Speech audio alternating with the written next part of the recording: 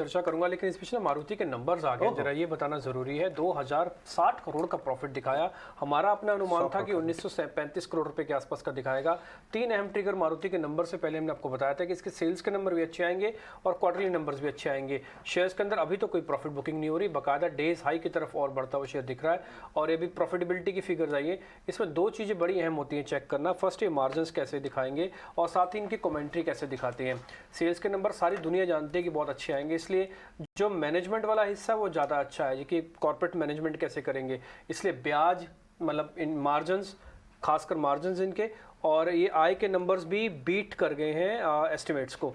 Estimates था कि 29,500 सवा 500 करोड़ के आसपास के नंबर आएंगे और नंबर आए 29,900 करोड़। तो प्रॉफिटेबिलिटी बीट हुआ, रेवेन्यू बीट हुआ, आई होप मार्जिन्स भी बीट हो जाएंगे और इसका बेनिफिट आप शेयर के भाव में देख पा रहे हैं। स्पॉट मारुति का शेयर अब 9200 के ऊपर आके ट्रेड कर रहा है। कई दिन से हम आपको ये नोटिस भी करवा रहे हैं। हमने आपको पहले ये बताया था कि मारुति के मैनेजमेंट जो 4-5 महीने से बात कर रहे हैं, ऑलरेडी गाइड करना शुरू कर दिया था कि अब डिमांड पिकअप हो रही है, नए लॉन्चेस का काम बना है, धनतेरस और दिवाली के रनअप में वॉल्यूम ग्रोथ आ गई है। सब मिला के एक बढ़िया नंबर।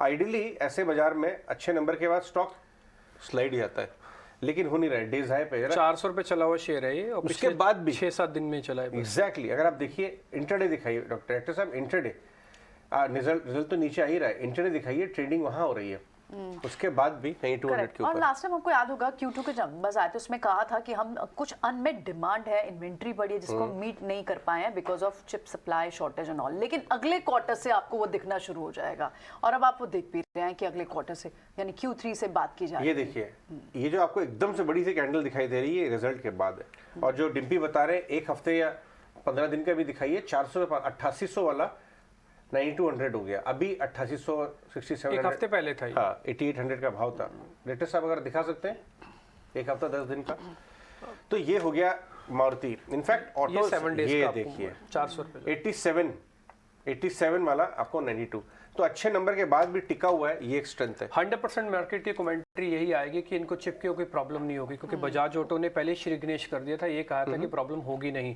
कल मिस्टर चंद्रशेखरन ने भी बोला कि इंडिया चिप मार्केट बनने जा रहा है, तो पॉजिटिव कमेंट्री की उम्मीद से भी मार्केट में अभी ये टिका हुआ है, इसलिए आपको ये रेट टूट नहीं रहे हैं। ये रेट आपके 9200 के आसपास खड़े। कंजम्पशन वाला एंगल भी आपका फिट होता है इसके अंदर। अजय, जबरदस्त कंजम्पशन स्टॉक है। मैं आपको बता रहा हूँ 6700 पे पहली बार उन्होंने कहा था कि हम अपना प्रोडक्शन काट रहे हैं। That was the peak of pessimism, 6700, yes 92। तो पीक ऑफ पेसिमिज्म अगर आपने पकड़ लिया, बट यहाँ पे इस वैल्यूएशन में कैसा दिखता है, नंबर्स कैसे हैं, मयूरेश जोशी से एक बार पूछ लेते हैं। उसके बाद हमारे साथ योगेश भी आए हैं, वो मुहूर्त निकला है योगेश जी का भी वापस हमारे शो पे आने का, तो हम उनके पास भी बाजार की बातें करने आएंगे। लेकिन उससे पहले हमें मयूरेश जी से ये पूछना जरूरी है कि ये नंबर्स के बाद सेल ऑफ होगा या रुकना चाहिए। कैसा है परफॉर्मेंस इस बार मयूरेश? करीब 24,000 का टॉप लाइन है और 2061 करोड़ का बॉटम लाइन आया है, दोनों में बीट दिख रहा है। वो एब्सोल्युटली। Good afternoon Ajay. नहीं, आई थिंक नंबर्स जो अनुमान लगाए थे बाजार ने उससे थोड़े बेहतर ही आए हैं। In fact EBITDA margins is very close to estimations. जो 9.2 9.3 का एक रेंज था मार्केट का, तो 9.2 के आसपास आए हैं। तो ऑपरेटिंग परफॉर्मेंस भी मारुति का ठीक ठाक रहा है। तो मुझे लगता है आई थिंक जो बिक्री के आंकड़े हम गेज कर रहे थे पिछले 3 महीनों में और फेस्टिव सीजन में, यानी जो अक्टूबर में दिवाली के आंकड़े भी अच्छे आएंगे, अलॉन्ग विद जो पॉजिटिव कमेंट्री आई है पिछले तिमाही में कि semiconductor issues slowly and steadily निकलते जा रहे हैं और जो डिमांड आ रही है, I think that is still remaining strong.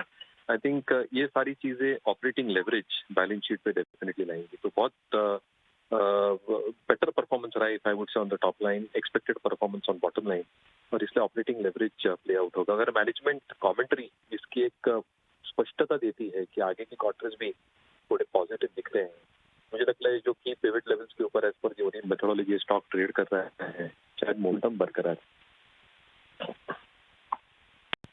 Mayuresh, एक छोटा सा पॉइंट और पता करना है, मार्जिन्स के भी आ चुके हैं। ये मार्जिन्स ना YOY बेसिस पर 4% से 9% हो गए हैं। खुशी की बात तो है, लेकिन मेंटेन करना उतना बड़ा चैलेंज होता है। चैलेंज हो जाएगा इनसे पार?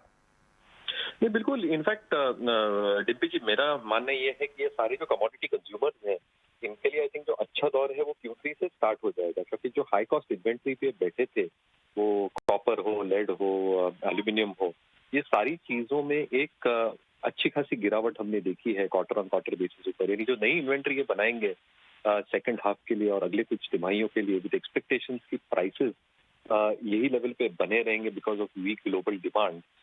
मेरे हिसाब से I think commodity consumer will definitely benefit. इसलिए आई थिंक जो मार्जिन परफॉर्मेंस है ये मेंटेन होने की पूरी चेष्टा हो सकती है फॉर कमोडिटी कंज्यूमर्स इंक्लूडिंग। ठीक है, ऑल राइट, एब्सोल्युटली। बहुत बहुत शुक्रिया मयूरेश आज ये टेक देने के लिए और ये रिएक्शन मारुति के स्टॉक पर राय देने के लिए। इनफैक्ट 10,600 का आज भी हम एक ब्रोकरेज हाउस से रिपोर्ट बात कर रहे थे जब सुबह कि 10,600 का टारगेट आप मारुति हालांकि 10,000 की तरफ बढ़ते हो। आपको याद होगा सबसे पहले अमीशा वोरा से जब हमने बात की उन्होंने कहा था 10,000 बहुत आसानी से दिखता है। आई थिंक हमारे स्टूडियो में जब वो बात कर रही थी जी। देखिए 9200 तो आ गया, मैंने 10,000 पहले भी देखा हुआ है कई साल हाँ, पहले। ये सेकंड टाइम आ रहा है। अटका हुआ था इसलिए अटक गया था क्या, नीचे 5700 चला गया था, आधा हो गया था टॉप से, अब ये वापस आ रहा है। लेकिन डिम्पी वापस आते हैं